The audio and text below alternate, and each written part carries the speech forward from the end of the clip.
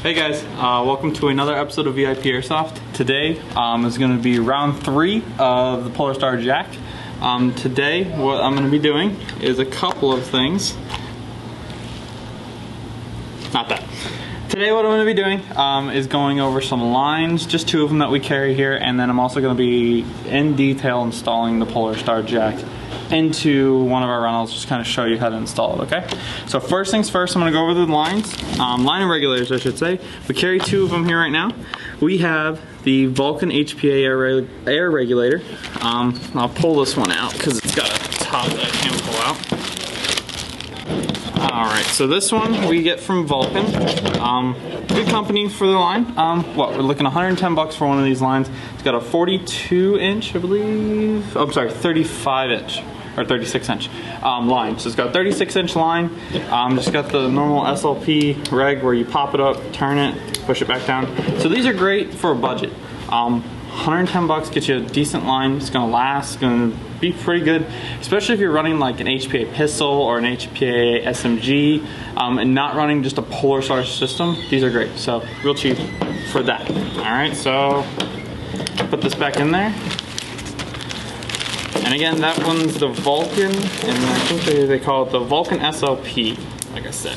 All right, put that one away. Now, this one is the Ninja line. This one is a 42 inch. As you can see, it's a little bit different in the design. It has an end cap over here that allows you to adjust the PSI. Like I said, 42 inch line. They both come with quick disconnects, so you don't have to purchase them separate or purchase them extra, so it's kind of nice that they do that. One of the things I really like about these is these have very little bounce. And when I say bounce, what it is when you're shooting the gun, once you pull the trigger, air comes out obviously, the regulator will bounce. This one doesn't more than this one, but also this one's $160.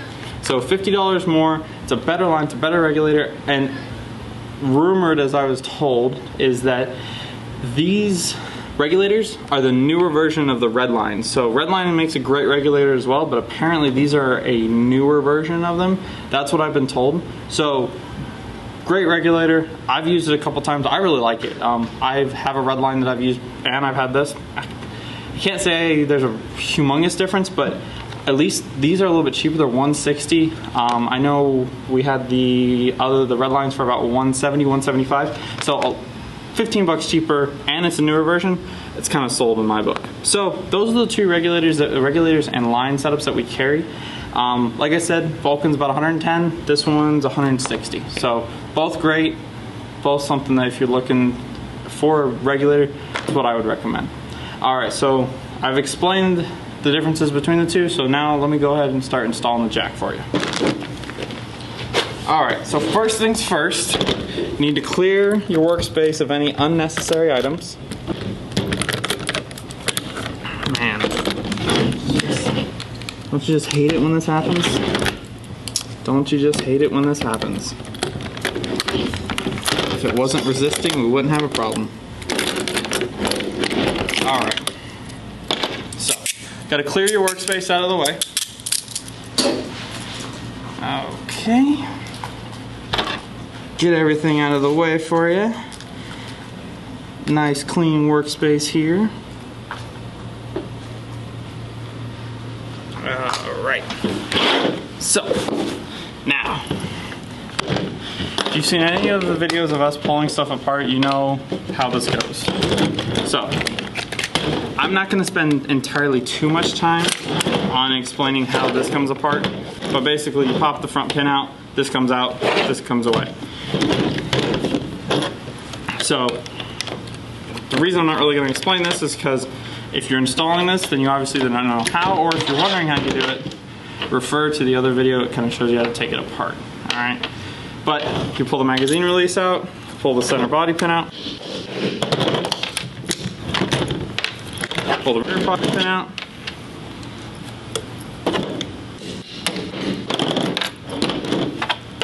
stock out.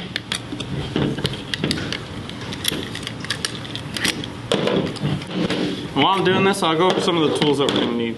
Basically what we're going to need, you're just going to need a small Phillips head, maybe an Allen key, and a long Phillips and a medium-sized Phillips.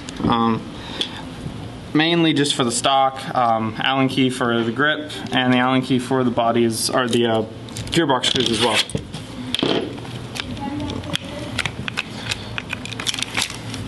Motor comes out.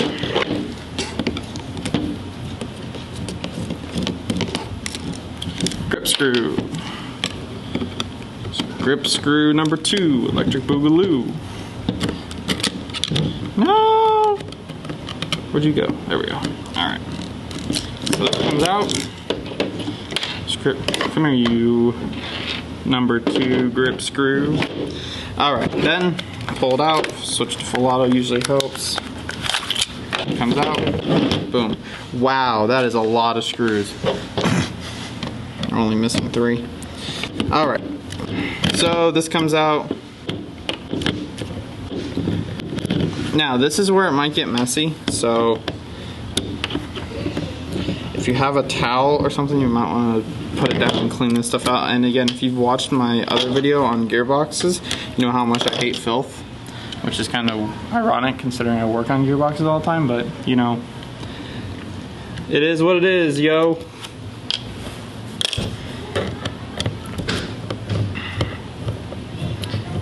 Alright, it's out. Flip it because it's a G&G. Let's decompress it because I don't want to play Let's Find the Spring Guide. Boom. Alright, so at this point I'll start to slow down a little bit. So once you pull all of this shenanigans out, keep the trigger spring. You don't need to worry about that. You're going to take the bushings off. You don't really need to, but I would, because if they do fall out while you're playing, it's going to rattle and it's kind of annoying. All the bushings out, unscrew. Oh, someone's going to get fired. Nah, I'm just kidding. Anyway, pull out the wire housing.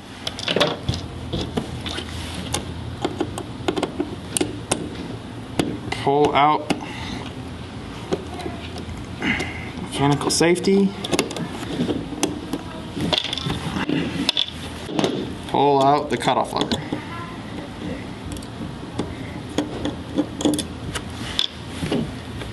Slide out selector plate, pull the spring off.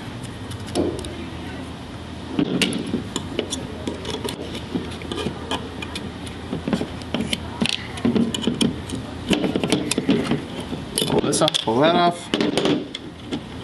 Bippity, boppity, boo. Alright. Now, I need a rag. Justin! Oh, Yeah? you got me a rag? Oh, I'm not Justin. Man, gotta do everything myself. Alright, so failure to prepare results in time wasted. Okay, so I'm gonna clean out this gearbox just because I want to not get the jack dirty. Not that I think it would, but just cause. So, pulling all of it, cleaning it all out. Alright, so that's good enough. Now, what I'm going to do, also another thing, if you have the small 7.4 LiPo, have that with you so we can just kind of test and make sure it's working. So, first things first, let's pull off the security stuff. There's all that right there. Pull out all the stuff you need to. You don't need your PolarStar sticker. You may need the FCU settings. I'll go over some of that with you guys too and kind of explain that. Alright, so first things first, we're going to install the trigger board. So as you can tell, the trigger board is that right there. The way it's going to go in, let me pull my hat off so the brim doesn't get in the way. You're going to slide it into here and just push it straight down, okay? So I hope you all saw how that was. I'll do it one more time. You're going to slide it in here and just push down. Okay, you're going to line up with that hole right there. All right, so what I'm going to do is I'm going to tighten this down. And then if you flip on this side, you can see where this little micro switch is.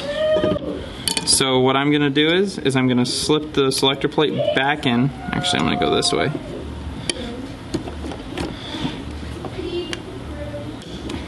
All right, so now that this is back in, this is all set.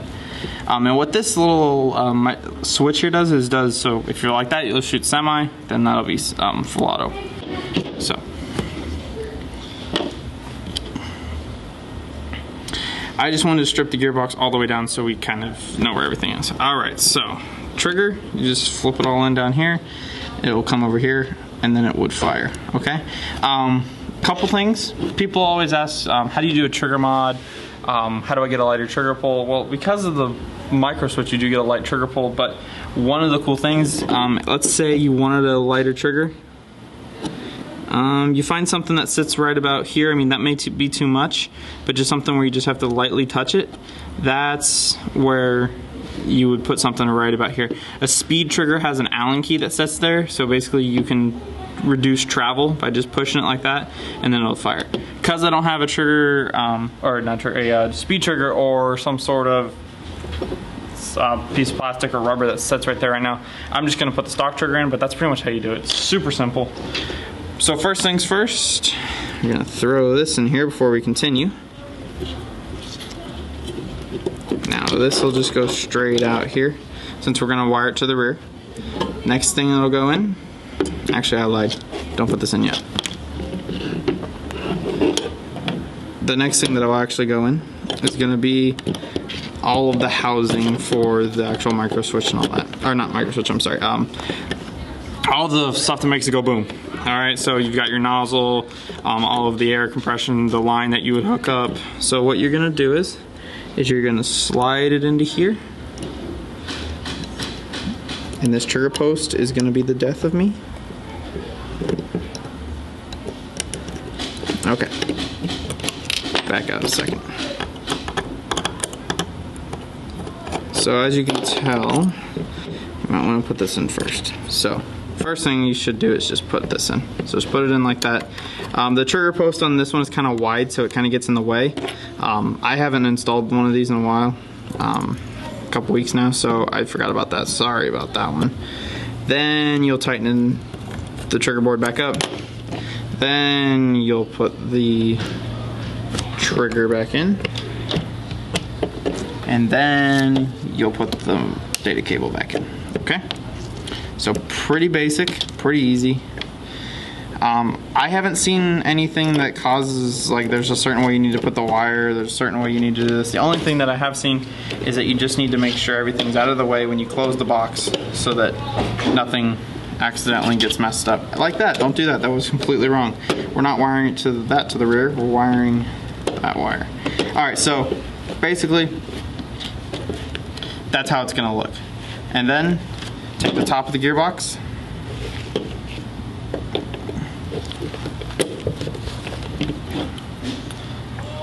it's all in now. I'm gonna tighten down 2 screws. We're gonna make sure everything's working properly. And then I'm probably gonna go back in and put the mechanical safety back in.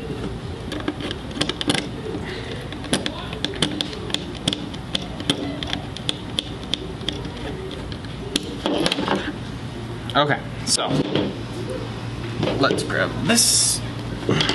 Actually, we don't have air. Why do we don't need to do that? All right, let me pull out the FCU. So FCU plugs in right here. There we go. All right, so let's make sure everything's working. Yep, that's fine. Full auto's fine as well. So I can put the mechanical safety back in. You don't have to have it, it's up to you. If you want a safety, I would put the mechanical safety back in. There's no point in not having it.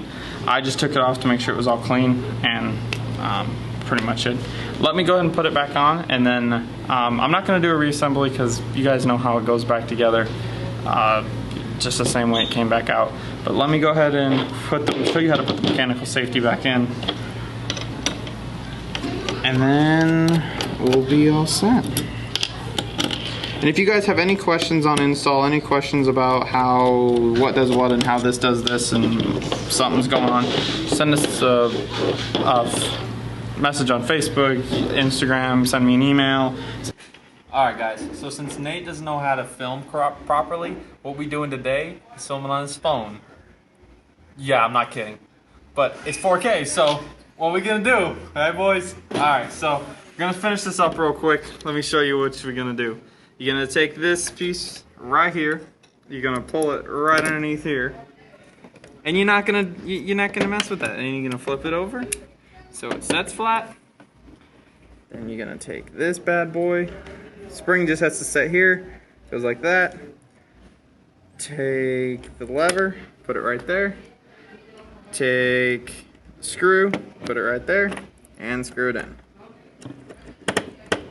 And then, obviously what you'll do is you'll put the top back on, you put it all back together. That's all you gotta do. So, pretty much that's all it is. Not too complicated. Then you put it back together. In theory, it should shoot fine. So if you guys have any questions, feel free to send me an email. Again, it's josh@vipairsoft.net. If you're interested in purchasing a jack, you can come into our walk-in store, or you can jump on the vipairsoft.armory.net. It'll give you the information on how to purchase it, or just give us a call. Any of the above is fine. Other than that, guys, if you have any questions, feel free to give us a call or come on in. Have a good day.